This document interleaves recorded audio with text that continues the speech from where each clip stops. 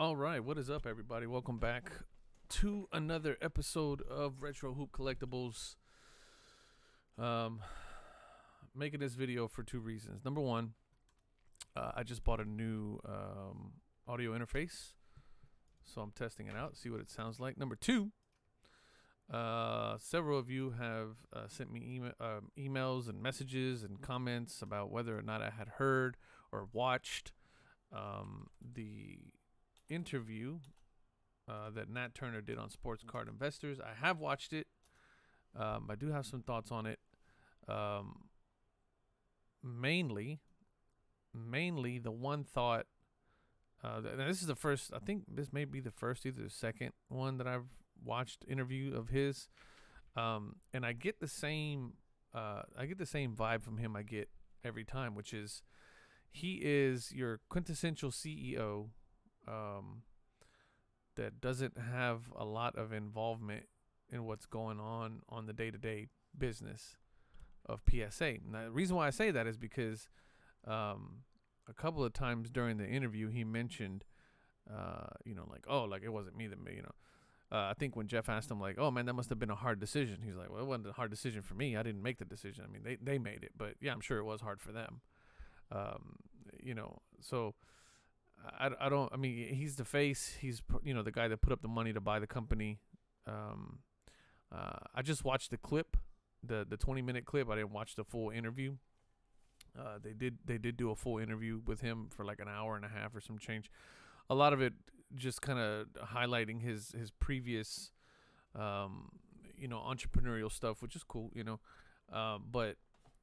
The other thing that I took away from that was kind of what I've been saying all along is, and what the data has been really saying is that, yeah, they're going to open back up, but they're not going to open up, to, better turnaround times. So, those of you that have been waiting for a long time for your orders, it's not going to get any better. You're not going to get your cards back any quicker. And really this entire thing has been about catching up on order entry and beefing up their their process and being able to process more cards on a daily basis, which through the data that I've been pulling, they've clearly been able to do that. So I mean, yeah, a couple of things, like I said, that were confirmed. They're not going to be caught up. Turnaround times are not going to get any better anytime soon. They're not going to be ready by July 1st, which is something that I said a long time ago. And they've really just dug themselves into a hole. Now they're making strides, obviously, with the new Genamint technology and all that other stuff. And so a lot of the comments that you got, some of you have been making is, like, oh, like, I don't understand why you hate PSA, but yet you're spending so much time on them. I think I've made it abundantly clear that I don't hate PSA. I hate what they're doing, and I hate how far how bad they've screwed themselves up operationally, and I hate that they're not a major player, or I mean, they still are a major player, but I hate that they're not able to, like, keep up, as big of a company as they were, as a staple as they were in the hobby, for them to not be able to really take part in this fully, kind of sucks. And I think a lot of it just has to do with the fact that they just didn't see what was going on and they didn't react quick enough. And I think that's something even Nat Turner said in the interview, where he said, I wish we would have done it sooner. But hindsight's 2020. Everybody can be a Monday morning quarterback. So I'm not really on them for that. The main reason why I do what I do when I pull the data and I'm watching and I'm looking is because there's so many people that are affected by the slowdown, and there's a lot of people out there who wish they could get some kind of information. I mean, I've read through the comments before on my weekly update videos where people go, hey man, I appreciate you doing this, because like I have no clue what's going on. Like, we don't know, like nobody knows what's going on, and PSA isn't doing a really good job of telling people what's going on, other than the charts and graphs that they put out, which are completely useless. And then they put out the complete through dates, and then they put out another thing afterwards that say, hey, the complete through dates haven't really been making sense, and here's why, because we're doing this, this, and this. So there's just a lot of miscommunication. I don't think they're handling things very well in terms of communication, but which is what prompted me to go pull my own data. And I'm like, what are they doing? How well are they getting along? Are they getting any better? And we can clearly see that they are getting better from a volume standpoint. However, the big elephant in the room that nobody's talking about, and you guys can go look at some of these YouTube guys that have been subbing with PSA for a very long time. I have my own data that I'm pulling. I have my own experiment that I'm doing here pretty soon. That, grades are no longer, I mean, sevens are, people who were submitting cards that were getting 9s and 10s and the occasional 8 are now getting 9s, a slew of 8s and 7s. I've seen 6s, people getting 6s. I've seen people getting 5s. Like, and we're not talking about just, a lot of people are saying, oh, it's because a bunch of people are submitting crap. Well, I'm sorry, for as much as as I like was talking crap about, PSA collector, now graded card investor, he submitted so many cards that he knows what he was looking for. He knew what he was looking for. So there's a lot of guys that have been submitting for years that knew what they were looking for. That now got their cards back and they just don't know what the hell's going on. And there has clearly been a change in the way that cards are being graded. And I thought it was just completely almost insulting that he was like dismissive, and he being Nat Turner on the interview, where he's like, oh, I just think the fact that population control is silly. Like it's almost like it was comical to him that the idea of it's silly. And then even Jeff, which I applaud him for kind of pushing the question, where he said, hey, listen, man, you mean to tell me that if you put a big card in front of somebody, they're not going to mentally be like, I mean, these are still humans. They're not going to mentally be like, holy shit, this is an 86 Fleer. Let me scrutinize the ever-living hell out of it. And because, the fact that one of his people sent him an email and said, hey, look, we got a PSA 10 on an 86 Fleer. Like, that's like huge. That was huge news, because it's almost like an impossible thing to get now. And then, there's so many other things that I just don't like about what they're doing, with that in regards to that. And so, the interview was great. I mean, it was good for him to, I guess, get out there and talk about it. But, there's just there was nothing that came out of that meeting or that interview that made me feel good about what they're doing. And that's me, that I've been pulling the data. That's me, that I have a background in supply chain and manufacturing and processes and stuff like that. There was nothing that went on in that video that made me feel good about anything that's going on with PSA at the moment. And so, I'm going to continue to pull my data. Like I said, I have some experiments that I'm working on. I've actually seen something online, just today. Today's Saturday.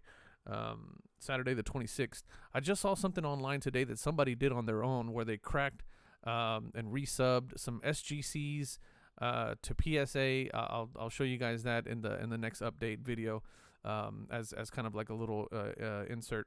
But man, I don't know. There's a lot of things that are going on with PSA that are good. They're expanding. They're getting more people in. That's all good stuff. But at the end of the day, what really matters is the grade. Are you giving me a fair and objective grade, or and is it consistent? And that's one of the things that I'll say about SGC. That's one of the things that I'll say about HGA. Which are the only other two grading companies that I have experience with. Because the other thing that people are saying in the comments is like, why aren't you talking about BGS? Because I don't know shit about BGS. I don't use BGS. I never use BGS. I don't care about BGS. If you want to do a video about BGS, start your own channel and do a video about BGS. I don't know shit about BGS. Oh, why aren't you doing CSG? Because I think their labels are horrendous, and I'm not going to use them. And therefore, I can't do a video about them. So, again, if you want to do a video about CSG, start a YouTube channel and do a video about CSG. I'm just not going to do it because I don't care about it. I don't use them, and I never have used them. So, but, the thing I'll say about SGC and HGA is that I have yet to get a card from them where I see the grade and I go, what? Why? Like, there has never, like, everything, even the sticker, the SGC sticker that I got back, my Luca sticker that was a 6, Even that one I saw afterwards, I was like, holy shit, I can't believe I missed that big old bend in the corner. You know, there's stuff like that where I'm just like, man, I completely botched that, or I completely screwed that up. My SGC 5 Hakeem Olajuwon beam team that I just got back, where you guys saw on video, live and, raw and uncut. I don't edit none of my videos, guys, right?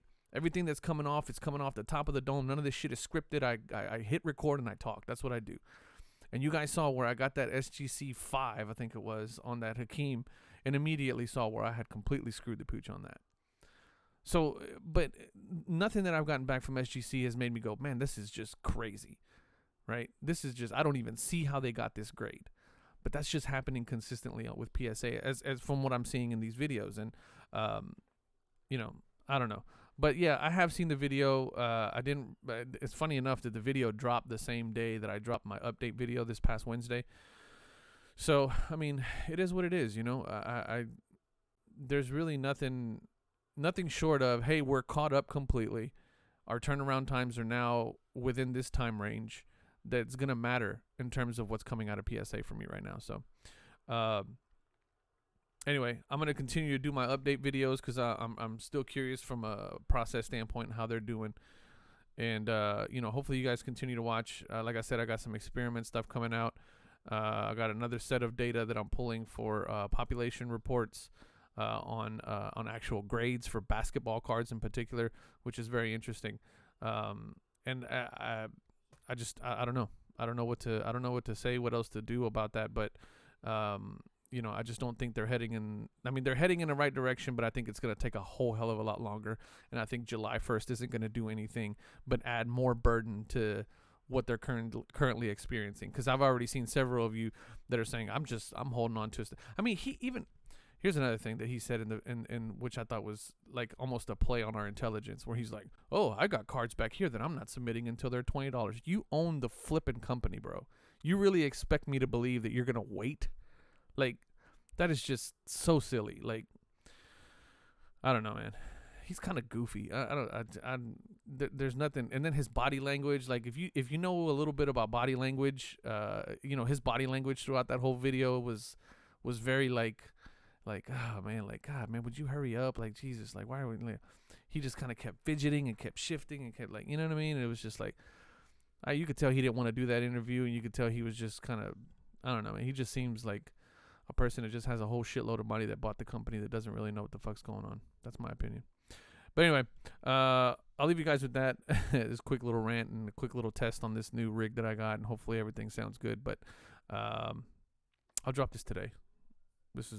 I'll drop this today. Thank you guys so much for the comments, questions, concerns, emails. Follow me on Instagram at Retro Hoop Breaks, and also follow Collect 3D Prints, and then check out Collect 3D Prints, www.collect3dprints.com. Love y'all. Peace.